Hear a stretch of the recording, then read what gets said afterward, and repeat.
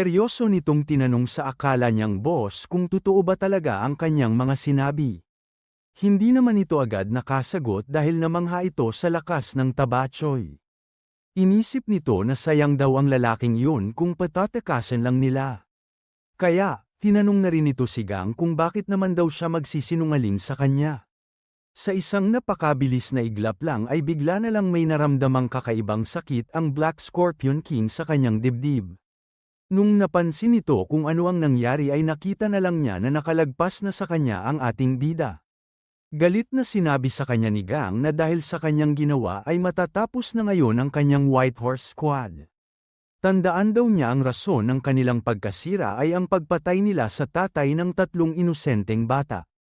Pagkasabi nito sa siraulo ay doon na niya naramdaman ang lahat ng sakit. Habang naglalakad na padiretso ang ating bida ay unti-unti na nang nalaglag sa lapag si Dang dahil hindi na talaga ito kinaya ng kanyang katawan. Pagkatingin ni Gang sa kanyang harap ay nakita nito ang isang malaking bahay na parang lugar kung nasaan ang mga importanteng tao sa kanilang squad. Kaya, makikita natin na naghanda na agad ito para tumakbo papunta doon. Pero, bago pa siya makaalis ay narinig nitong nagsalita ang Black Scorpion King na hindi pa daw sila tapos. Tumayo ito sa kanyang likod at tinanong ang bata kung saan daw siya pupunta. Hindi na nito hinintay ang isasagot sa kanya ni Gang dahil bigla na lang niya itong sinuntok galing sa likod. Pero, hindi naman ito epektibo sa ating bida kaya naiwasan niya ito ng walang hirap. Sinabi sa kanya ni Dang na nakakamangha talaga ang kanyang katawan dahil kahit ganun ito kalusog ay nakakakilos pa rin ito ng ganun. Hindi nito alam kung ano ang nangyayari dahil bigla na lang siyang nakaramdam ng sobrang sakit at napaluhod sa lapag. Nung pinakiramdaman nito ng mabuti ang kanyang katawan ay napansin nito na nanggaling ang sakit na yun sa kanyang dibdib. Makalipas pa ang ilang sandali ay bigla na lang itong umubo ng maraming dugo. Sinabi sa kanya ng ating bida na pasalamat siya dahil wala siyang ginamit na killing moves dahil meron siyang sinusunod na pangako. Bago umalis ay sinabi pa nito na kung ayaw niyang makaramdam ng sobrang sakit ay kailangan niyang hindi kumilos. Kumalma na lang daw siya doon habang pinapanood niyang mawasak ang kanyang White Horse Squad. Hindi naman pumayag doon ang lalaki kaya ginamit nito ang lahat ng natitira niyang lakas. Kahit sobrang sakit ay nakaya niya itong tiisin dahil makikita natin na nakatayo na ito ng maayos. Sinugod agad nito ang ating bida pero kahit anong gawin niya ay madali lang siyang nasasalag nito. Inisip ni Gang na hindi ito titigil kaya inatake niya ito sa ulo para mawala na ito ng malay. Para makasigurado ay nilakasan niya ito ng konti para maibaon ang kalahati ng katawan ng Black Scorpion King sa lapag. Pagkagising nito ay makikita na lang daw niya na wala ang kanyang squad dahil sa kanyang kalokohan. Didiretso na sana ito sa nakita niyang bahay pero bigla na naman itong napahinto dahil naramdaman nitong nanginginig ang lapag. Pagkatingin nito sa kanyang likod ay nakita niya na meron na palang nangyaring pagsabog. Para hindi masyadong tamaan ang ating bida ay hinarang nito ang kanyang kamay sa kanyang mukha. Hindi naman ito makapaniwala doon dahil pagtingin nito sa kanyang kamay ay meron itong paso ng dahil sa nangyaring pagsabog. Pagtingin ni Gang sa kanyang harap ay nakita nito na unti-unti na namang tumatayo ang Black Scorpion King. Sinabi nito na narinig daw niya sa iba niyang kasama ang tungkol sa ating bida. Pero, hindi daw niya inaasahang ganun pala talaga siya kalakas. Seryoso nitong sinabi na titigilan na daw siya nitong test engine gamit ang mga mahihinang skill. Kaya, gagamitin na daw nito ang pinakamalakas niyang skill para mawala siya sa mundong iyon.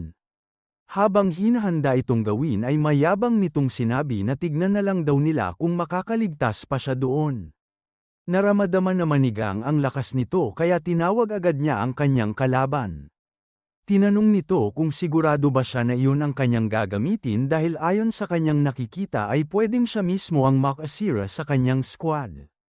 Hindi naman na nito pinansin ang ating bida kaya bigla na lang nitong sinigaw ang pinakamalakas niyang skill na Fire Iron Chain.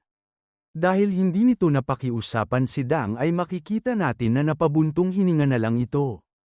Hindi daw siya nag-ensayo ng buong buhay niya para kumalaban lang ng ganun klaseng tao pero wala naman na siyang magagawa. Kaya, pumorma na agad ito para ihanda ang kanyang skill. Bago pa tumama sa kanya ang ginawa ng kalaban ay mabilis na niyang ginamit ang patch and carving wave. Lumipat naman bigla ang ating storya sa totoong leader ng White Horse Squad at makikita natin na merong nagmamadaling tumawag sa kanya. Yumuko sa kanyang harap si Huang Gio at sinabi na nandoon daw siya para mag-report. Bago pa ito makapagsalita ay tinaong agad siya ng kanyang boss kung nandoon ba ang tagapagmana ni Do Ko-yung. Hindi naman ito alam kung paano niya yun nalaman pero hindi na niya ito tinanong at sinabi na lang na nandoon nga siya sa kanilang lugar. Hindi naman makapaniwala doon si Ubok dahil hindi pa rin ito nakikilala ang lalaking iyon. Nung napatingin naman ito sa harap ay napansin niya na kasama na ng kanilang boss ang dinala nila doon na si Ubok. Magsasalita na sana ito pero bigla na lang nilang naramdaman ang malakas na aura na bigla na lang bumalot sa buong lugar. Kaya, inisip ng lahat ng nandoon sa lugar na iyon na merong mangyayaring isang malaking pagsabog. Dahil doon ay nagmadaling pumunta ang leader sa isang bintana para buksan ito at tignan kung ano ang nangyayari.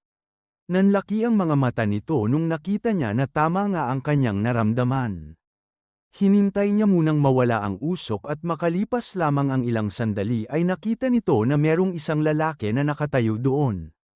Kaya, hindi na ito nagsayang pa ng oras dahil bigla na lang itong tumalon ng mabilis papunta sa direksyong iyon. Pipigilan sana ng dalawang tauhan ang kanilang leader pero masyado itong mabilis kaya hindi na sila nito narinig.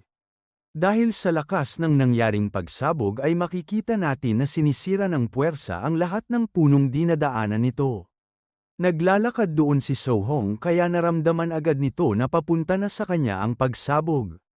Hindi naman ito nag-alala dahil makikita natin na madali lang niya itong naharang gamit ang kanyang espada.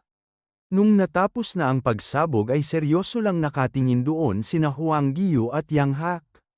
Nagulat naman si Ubok nung bigla na lang sinabi ni Huang na ang skill na yun daw ay ang Fire Iron Chain. Alam nito kung kanino ito nanggaling kaya tinanong nito kung gusto bang durugin ng Black Scorpion King ang kanilang squad. Bigla namang nagsalita doon si Yang at sinabi nito na hindi lang yun ang nangyari. Dahil wala daw masyadong nangyari ay sigurado daw siya na ang skill na kumontra dito ay isang patch and skill. Napabuntong hininga naman si Ubok sa kanyang narinig at sinabi na buti naman ay napigilan ito ng tagapagmana ng Patchen Clan. Pagdating sa lapag, narinig agad ng boss ang mga squad leader at ang kanilang mga tauhan na nandoon sa paligid. Sinabi ng mga ito sa kanya na wag muna siyang lumapit doon dahil nilalabanan ng Black Scorpion King ang lalaki na pumasok sa kanilang lugar. Hindi naman makapaniwala doon ang babae dahil hindi niya alam na ang tinuturing niyang Uncle Dang pala ang kalaban ng ating bida. Dahil doon ay hindi na nito pinakinggan ang sinasi sa kanya ng kanyang mga tauhan at bigla na lang naglakad papunta sa nangyaring pagsabog. Makalipas lamang ang ilang minutong paglalakad ay natigil ito sa kanyang nakita. Sigurado ito na doon nangyari ang kanilang laban dahil merong ditong napakalaking butas sa lapag. Mabilis itong naglakad papunta sa dulo para tignan kung ano ang meron sa loob nito. Doon na niya nakita ang ating bida na nakatayo habang nakatingin sa walang malay niyang kalaban. Masama itong nakatingin kay Dang at inisip na hindi naman na siguro siya nito mapipigilan ngayon. Hindi na nagsayang pa ng oras ang babae dahil makikita natin na tumalon na ito papunta sa kanilang pwesto. Naramdaman naman ito ng ating bida kaya napatingin agad siya sa direksyon ng babae. Nagulat naman ang lahat sa ginawa ng kanilang boss kaya tumalon na din ang mga ito sa gitna nilang dalawa. Hindi makapaniwala ang mga ito nung nakita nila na ang Black Scorpion King pala ang natalo sa laban na iyon. Kaya, sinabi ng mga ito sa kanilang boss na umatras muna siya habang tinatapos nila ang tabachoy na iyon. Nagulat naman ang lahat ng nandoon nung sinabi sa kanila ng leader na umalis sila sa kanyang dadaanan. Hindi naman agad pumayag ang mga ito pero sinabi lang sa kanila ng boss na huwag silang mag-alala dahil siya na daw ang bahala. Dahil doon ay wala nang nagawa ang mga ito kaya gumawa na sila ng daanan at naglakad na doon ang kanilang leader. Narinig naman ni Gang ang lahat ng iyon kaya habang nakatingin ang dalawa ng masama sa isa't isa ay tinanong nito kung siya ba talaga ang leader ng squad na yun. Hindi naman na yun sinagot ng babae dahil tinanong agad nito kung buhay pa daw ba ang lalaki sa kanyang likod. Hindi naman sumagot agad doon ang ating bida kaya sinabi sa kanya ng babae na kung hindi na ay hindi na daw siya makakalabas doon ng buhay. Dahil sa kanyang tindig sa mga inaasal nito ay insip ni Gang na yun nga siguro ang totoong leader doon. Bago sumagot ay tinignan muna ng seryoso ni Gang ang babae. Pagkatapos noon ay doon na niya sinabi na walang kahit sino sa mundong iyon ang makakaligtas sa direktang atake ng isang Pachon skill. Nagulat naman ang lahat dahil kung hindi nagbibiro ang lalaki ay patay na nga ang isa sa tatlo nilang masters at ang ginamit pa nito ay ang matagal nang nawawalang Pachon skill. Dahil sa galit ay nakita ng ating bida na naglabas ng sobrang lakas na aura ang babaeng leader. Galit nitong tinanong kay Gang kung bakit naman niya yun ginawa. Sayang daw dahil matagal na siya nitong pinagmamasdan sa malayo at wala naman daw silang balak gawing kalaban ang tagapagmana ng Pachon clan. Bago pa nito malabas ang gusto niyang sabihin ay bigla na lang nawala ang galit sa kanyang mukha. Nakita kasi nito na buhay pa pala si Dang at bigla itong tumayo sa likod ng ating bida.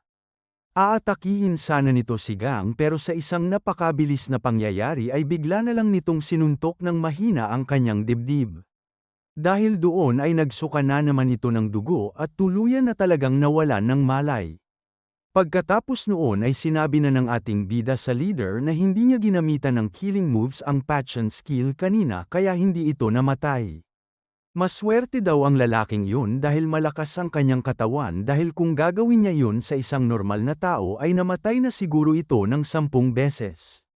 Dahil nandoon na rin si Yang ay mabilis na nitong nilapitan ang katawan ng Black Scorpion King. Hinawakan nito ang palso ng lalaki at sinabi na meron pa ito pero mahina na. Sinabi nito sa kanyang mga kasama na kailangan agad nila itong dalhin sa isang manggagamot para hindi na lumala ang kanyang kalagayan. Bigla naman itong natahimik nung naramdaman niya na merong napakalakas na puwersang pamatong sa kanya. Si Gang pala ang may gawa nito kaya makalipas lamang ang ilang sandali ay ginawa na din niya ito sa buong lugar. Habang nahihirapang kumilos ang lahat ng nandoon ay seryosong tinanong sa kanila ng ating bida na sino ang nagsabi na pwede silang gumalaw. Kalmadong sinabi sa kanila ni Gang na meron silang kinuhang lalaki na nagngangalang Gaubok.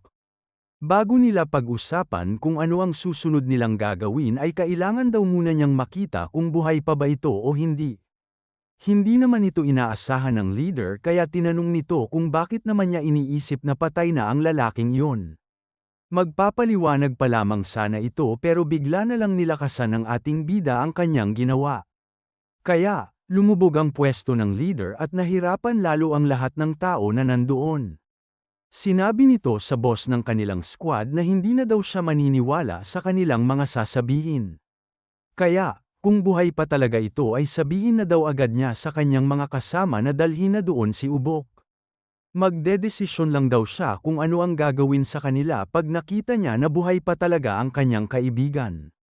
Hindi naman na nagugustuhan ng babae ang pananalita ni Gang kaya sinabi nito na kailangan muna niyang tumigil. Pag hindi kasi niya inalis ang kanyang pressure ay baka hindi na nila maligtas ang Black Scorpion King. Buo na ang loob ng ating bida sa kanyang mga sinabi kaya hindi ito magsasalita hanggat wala doon si Ubok. Nakita naman ni boss sa mga mata ng bata na hindi talaga ito titigil kaya naglabas na din ito ng malakas na aura. Sinabi nito na kung ganon ay wala na siyang magagawa kundi ang pigilan ito ng sapilitan. Pero, bago sila mag-umpisang maglaban ay narinig ng ating bida na may tumawag sa kanyang pangalan galing sa taas. Pagtingin doon ni Gang ay nakita niya na ligtas nga talaga ang lalaki. Nung nakita ni Ubok na yun nga talaga ang deliveryman sa kanilang restaurant ay tinanong agad nito kung bakit siya nandoon. Bigla namang may pumasok sa kanyang isip kaya bigla nitong hinawakan ang damit ni Huang. Ang akala kasi nito ay dinala nila doon ng ating bida para lalo siyang pahirapan pero sinabi naman sa kanya ni Huang na hindi ba nito nakikita kung ano ang nangyayari. Natigil naman ito sa kanyang ginagawa nung narinig niya na tinawag siya ni Gang. Sinabi nito na nakausap daw niya si Mrs. Ga at ang kanyang mga anak at sinabi na nag-aalala na ang mga ito sa kanya. Kaya, ngumiti ito ng malaki sa harap ng lalaki at sinabi na nandoon daw siya para sunduin siya at ihatid pa uwi. Nagulat naman ang lahat ng nandoon dahil napansin nila na yun lang pala talaga ang gusto ng ating bida. Pagkatapos noon ay inalis na ni Gang ang kanyang napakalakas na pressure kaya nakahinga na ng maayos ang lahat ng nandoon. Pagkatapos noon ay makikita natin na lumipat na ang ating storya sa bahay nila Ubok. Bigla na lang sumigaw ang isa nilang anak sa labas dahil sinabi nito sa kanyang nanay at mga kapatid na nandoon na daw ang kanyang tatay. Pagkalabas nila sa kanilang bahay ay tumakbo agad ang mga ito papunta kay Ubok. Habang niyayakap siya ng kanyang mga anak ay masaya lang nanunood sa kanila ang kanyang asawa. Naluluha nitong sinabi na buti naman daw ay nakabalik siya doon ng walang problema. Masaya din doon si Gang dahil makikita natin na nanunood lang ito ng tahimik sa taas ng tulay. Napansin ni Ubok ang kanyang presensya pero pagtingin nito doon ay wala na ang ating bida. Naalala naman nito ang naging usapan nila ni Huang bago siya umuwi. Ang matabang bata na yun daw ay ang tagapagmana ng Pachon clan at pumunta daw siya doon para ibalik siya nito sa kanyang pamilya. Inisip ni Ubok na matagal na daw niyang napansin na merong kakaibang lakas ang ating bida. Pero, hindi nito inaasahang siya pala ang successor ng The Absolute One. Nung malapit ng maggabi ay makikita natin na dumating na din sa kanilang restaurant ang ating bida. Narinig nito na sumisigaw si Yeri sa loob at sinasabi na hindi na siya makakapaghintay kaya pupuntahan na nito ang ating bida. Pinigilan naman agad siya ng kanyang nanay at sinabi na madilim at delikado na sa labas. Pagkalabas ng dalawa ay natigil agad sila sa kanilang pag-uusap nung nakita nilang nakatayo doon si Gang. Hindi naman agad nakapagsalita ang dalawa dahil nagkatinginan muna ang mga ito. Para gamaan ang mood ay bigla na lang sinabi ng matanda na buti naman ay bumalik pa siya doon. Nanghingi naman agad ito ng tawad sa may-ari dahil late na daw siyang umuwi. Dahil hindi na nito gustong pag-usapan ang mga nangyari ay tinanong na lang niya kung bakit sila lumabas. Kung magsasara na sila ng restaurant ay siya na daw ang gagawa nito dahil wala naman siya doon ng buong araw. Bumalik naman na muna ang ating storya sa lugar ng White Horse Squad para makita ang mga nangyayari dito. Tuloy-tuloy lang ang pagpasok ng mga nasaktang sundalo sa kanilang ospital para magamot agad ang mga ito. Hindi pa rin sila makapaniwala nung naalala nila na isang matabang bata lang ang gumawa sa kanila noon. Lumipat naman agad ito sa opisina ng kanilang leader dahil makikita natin na kausap nito si Captain Yang Hak. Seryoso pero kalmado nitong sinabi sa lalaki na kailangan daw niyang ipaliwanag ng mabuti ang lahat ng nangyari nung araw na yun. Dahil kung hindi, hindi na daw siya nito palalabasin doon ng buhay.